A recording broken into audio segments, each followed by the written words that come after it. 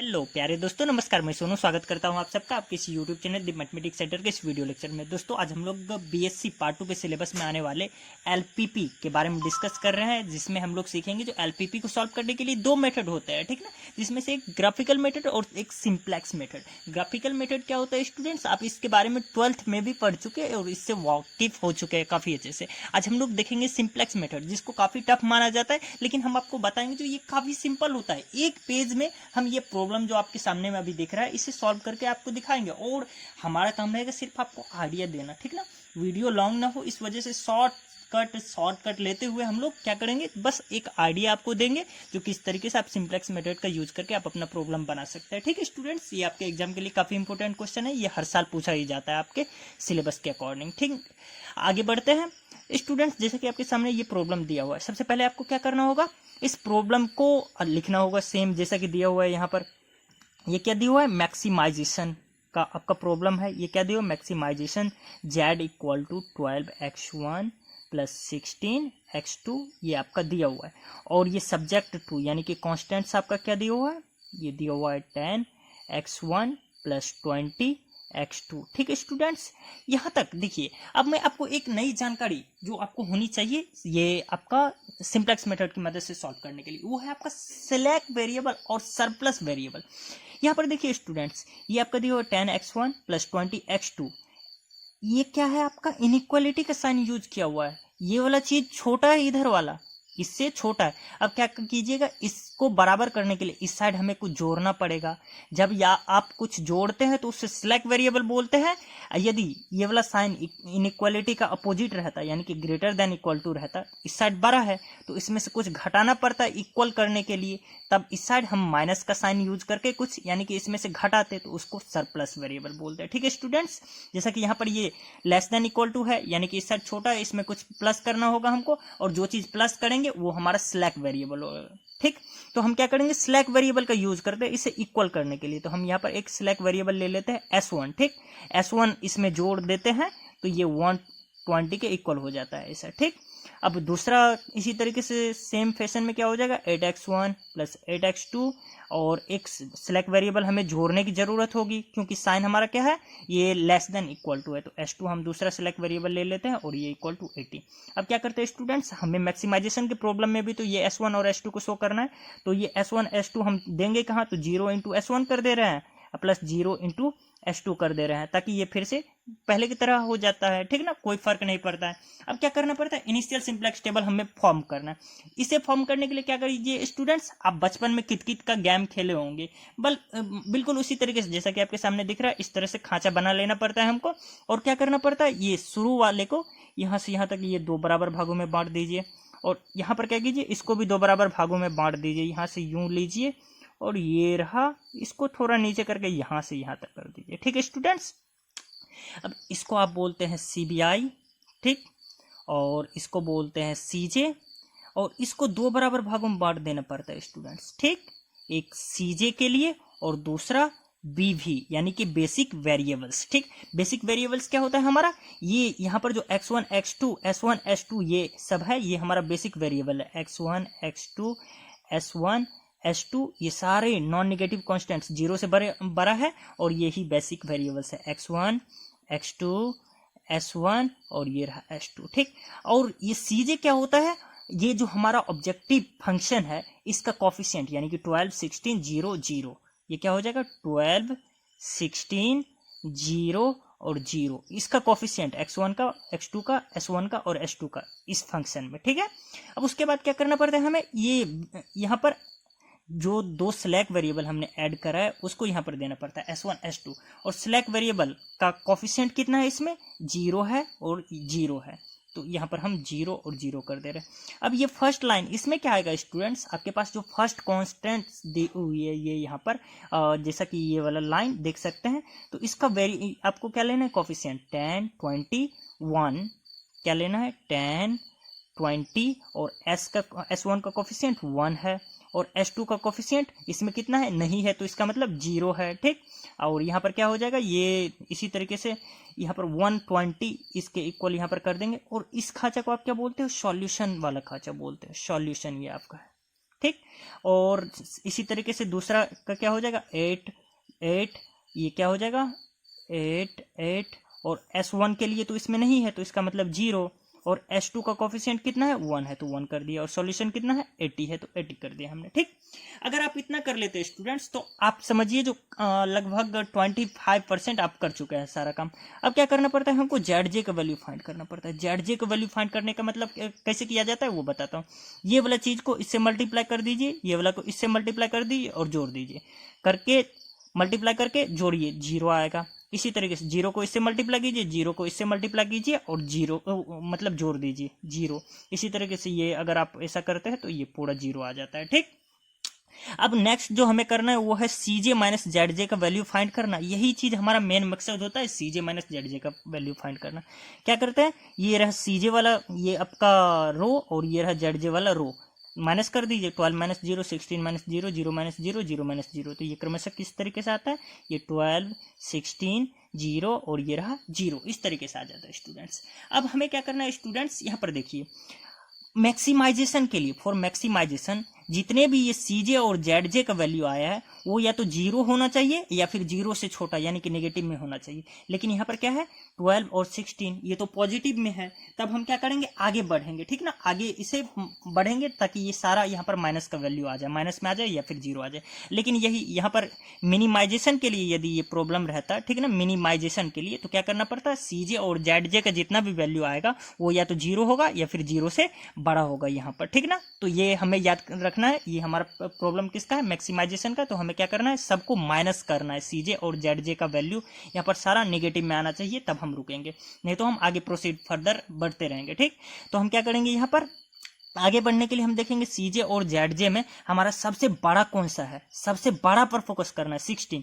तो इसके सामने में जो ऊपर में आपका ये कॉलम मिल रहा है इसे आप सेलेक्ट कर लीजिए, इसे बोलते हैं आप क्या चीज, इसे बोलते हैं की कॉलम, ठीक। अब क्या करना है, की कॉलम से डिवाइड कर दीजिए सॉल्यूशन में, यानी कि 20 से डिवाइड करना है 120 में कितना टाइम्स 6 टाइम्स, और 8 से डिवाइड कर दीजिए 80 में 10 टाइम्स। इसे क्या बोलते हो आप, रेशियो बोलते हो, ठीक ना, रेशियो। अब क्या करना है स्टूडेंट्स, हमें इन दोनों जो रेशियो आया यहाँ पर सेलेक्ट करना है, सबसे छोटा वाला, सबसे छोटा वाला सेलेक्ट करेंगे, और ये वाला है हमारा छोटा, और इसको घेर देंगे, इसे बोलते हैं आप की रो, ठीक ना। और की कॉलम और की रो में जो कॉमन आता है उसे की एलिमेंट बोलते हैं आप, ठीक। यहां तक क्लियर। अब क्या करना है स्टूडेंट्स, हमें आगे बढ़ना है, क्योंकि ये तो माइनस में नहीं था हमारा, आगे बढ़ना है और आना है फर्स्ट इनिट्रेशन टेबल में, ठीक ना, फर्स्ट इनिट्रेशन टेबल में। इसमें क्या करना पड़ता है, बिल्कुल पहले की तरह ग्राफ, ये मतलब ये जो हमारा बॉक्स है बिल्कुल उसी तरीके से बनाना पड़ेगा। ये यूं रहा, ये यहाँ से ऐसे आएगा यूं, ठीक। अब क्या करेंगे, फिर से पहले की तरह ये हमारा CBI हो जाएगा, इसको 2 बराबर भागों में बांट देंगे, यानी कि ये क्या हो जाएगा हमारा CJ, ये क्या हो जाएगा ये यहाँ पर बेसिक वेरिएबल्स BV, ठीक ना। और इसी तरीके से आपका क्या आ जाएगा, यहाँ पर देखिए बेसिक वेरिएबल्स क्या है हमारा, X1 था, X2 था, S1 और S2, ये तो चेंज नहीं होगा हमारा, ठीक। ये वाला किस चीज का खाचा होता था, सॉल्यूशन का होता था, ठीक। और ये वाला CJ का वैल्यू भी चेंज नहीं होता है, ठीक ना। ऑब्जेक्टिव फंक्शन हमारा का जो कोफिशिएंट था 12 16 0 और ये रहा 0, ठीक। अब क्या करना है स्टूडेंट्स, जैसा कि देख सकते हैं ऊपर में ये सारा ऊपर के ग्राफ से नीचे में यहाँ पर प्लॉट किया हूँ, ठीक ना। अब क्या करना है स्टूडेंट्स, देख सकते हैं यहाँ पर ये वाला वैल्यू यहाँ पर हमको देखना है। यहाँ पर देखिए फोकस कीजिए, ये S1 और ये रहा X2, यहाँ पर ये हमारा की रो और की कॉलम, देखिए X2 रिप्लेस कर रहा है किसको, S1 से। ये वाला जो ये ग्राफ बन रहा है यूं जाकर के यूं, यहाँ पर फोकस कीजिए। इसी तरीके से S2 को रिप्लेस करेगा कौन, X2, ठीक ना। S1 को रिप्लेस करेगा X2। X2 का कोफिशिएंट कितना है 16, ये हमने 16 कर दिया। अब क्या करना है स्टूडेंट्स, ये वाला नया वैल्यू तो इसमें ऐड करना होगा, बाकी अब सारा नया वैल्यू ऐड करना पड़ेगा हमको। तो उसके लिए क्या करेंगे, की एलिमेंट से डिवाइड कर देंगे सारे में, ठीक। की एलिमेंट हमारा क्या है 20, और 20 से डिवाइड करेंगे इसमें, हमारे पास कितना आ गया 1/2। 20 से डिवाइड करेंगे 20 में, यानी कि कितना आ गया 1। 20 से डिवाइड करेंगे इसमें, यानी कि ये 1/20। अगर इसी तरीके से करते हैं तो ये आपका इस तरीके से आ जाता है, और ये यहाँ पर ये क्या आ जाएगा 6 आ जाएगा, क्योंकि 20 से डिवाइड कीजिएगा आप, ठीक। अब क्या करना है, ये नीचे में आएंगे और नीचे वाला तो चेंज नहीं होगा, ये S2 ही है हमारा, तो S2 दे दिए और इसका कोफिशिएंट कितना है 0 है तो 0 दे दिया हमने। ठीक, अब क्या करना है स्टूडेंट्स, यहाँ पर नया वैल्यू हमें पुट करना है। नया वैल्यू पुट करने के लिए हम क्या करते हैं, जो ये पुराना वैल्यू जो है, पुराना वैल्यू में क्या करना पड़ता है, ये जैसे 8 है, 8 के नज़दीक, मतलब ये आपको क्या करना पड़ता है, ये देखना पड़ता है, फोकस करना पड़ता है, ये जो आपका है की कॉलम और की रो में एलिमेंट कौन सा है, नज़दीक का एलिमेंट, ये रहा 8 और ये रहा 10। ठीक ना, ये आपका इसे बोलते हैं कॉरस्पॉन्डिंग की कॉलम का वैल्यू और कॉरस्पॉन्डिंग रो का वैल्यू। ठीक ना, कॉरस्पॉन्डिंग रो का वैल्यू। ठीक ना, ये आ गया, तो दोनों वैल्यू को फाइंड कर लिए और दोनों को मल्टीप्लाई करके की एलिमेंट से डिवाइड कर देना पड़ता है, यानी कि 10 8 जा 80 डिवाइड करना है किससे, 20 से डिवाइड करना है, क्योंकि ये हमारा की एलिमेंट है। 80 divided by 20 is equal to 4, और 4 को इस 8 में से माइनस कर दीजिए, कितना आ गया, 4 आ गया। गुड, आपका कैलकुलेशन तग रहा है। चलिए उसके बाद क्या करना है, फिर से ये पुराना वैल्यू पर फोकस करना है, इस बार इसका वैल्यू फाइंड कर रहे हैं, यहाँ पर नया क्या आएगा इस 8 पर, तो हम क्या करेंगे, इसके कॉरस्पॉन्डिंग की रो निकालेंगे। ठीक ना, की रो का एलिमेंट आपका क्या आ जाएगा 20, इसके ऊपर में हमारा 20 है, और इसके कॉरस्पॉन्डिंग की कॉलम का एलिमेंट कौन सा, 8 ही होगा। ठीक ना, क्योंकि की कॉलम का एलिमेंट लेना 8 ही होगा, तो दोनों को मल्टीप्लाई करेंगे 20 इंटू 8, डिवाइडेड किससे करना है, डिवाइड करना है हमको की एलिमेंट्स यानी कि 20 से, तो 20 इंटू 8 डिवाइडेड बाई 20 यानी कितना आ गया 8। अब उस 8 को क्या करेंगे, इससे घटा देंगे 8 में से, तो ये क्या आ जाएगा 0। ठीक, एक और वैल्यू मैं यहाँ पर बताता हूँ, जैसे कि 0 हमारा ये ओल्ड वैल्यू हो गया, नया वैल्यू के लिए क्या करेंगे, इसमें से माइनस करना है, क्या चीज को, इसके सबसे नजदीक में देखिए कौन सा है आपका की एलिमेंट, कौन सा है, ये आपका की एलिमेंट नहीं, ये की रो का वैल्यू, की कॉलम का वैल्यू 8 है, और की रो का वैल्यू कौन सा है 1, इन दोनों को मल्टीप्लाई कर देंगे यानी कि 8 आ गया, और डिवाइड किससे करेंगे, की एलिमेंट से यानी कि 20 से। 8 को 20 से डिवाइड कीजिएगा तो ये कितना आ जाएगा स्टूडेंट्स, 8 को यदि आप 20 से डिवाइड करते हैं तो आप देखिए यहाँ पर क्लियरली देख सकते हैं, ये कितना आ जाएगा 2/5 आ जाएगा। ठीक, अब 2/5 को क्या करना है, आपको माइनस कर देना है, किससे, ये पुराना वाला वैल्यू से, इससे माइनस कीजिएगा तो ये कितना आ जाएगा -2/5 क्लियरली। इसी तरीके से यहाँ पर क्या आ जाएगा, 1 है आपका पुराना वैल्यू, अब क्या करेंगे, इसके संगत देखना है कॉलम, की कॉलम का एलिमेंट 8 और की रो का एलिमेंट 0, दोनों को मल्टीप्लाई कर दीजिए, 0 डिवाइड कर दीजिए की एलिमेंट से, 20 से डिवाइड कीजिएगा 0 ही होगा, और जो रिजल्ट आएगा उसको इसमें से घटा दीजिए यानी कि 1 ही हो जाएगा। ठीक, क्लियर। इसी तरीके से आगे अगर आप आगे बढ़ते तो यहाँ पर 32 आ जाता है। ठीक ना, अब बस मैं आपको आइडिया देने का काम कर रहा हूँ, वीडियो लॉन्ग ना जाए इस वजह से अब जल्दी से जल्दी करूंगा। अब इतना काम तो आप इससे पहले भी कर चुके हैं, ठीक है ना, पुराने वाले में। अब क्या करना पड़ता था स्टूडेंट्स, हमको ये ZJ का वैल्यू फाइंड करना है।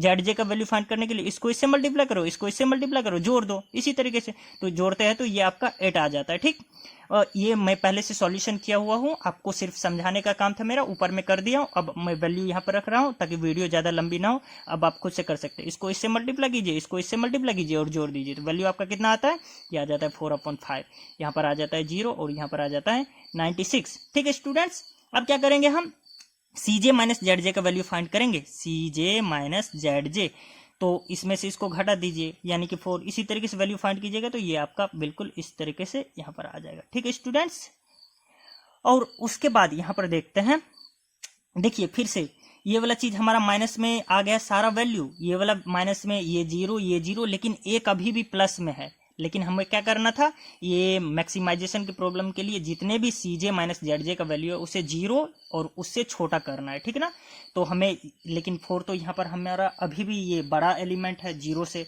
तो हम क्या करेंगे, यहाँ पर फिर से आगे बढ़ेंगे, आगे बढ़ते रहेंगे जब तक कि यहाँ पर सारा निगेटिव ना आ जाए या फिर 0 ना आ जाए, हम आगे बढ़ते रहेंगे।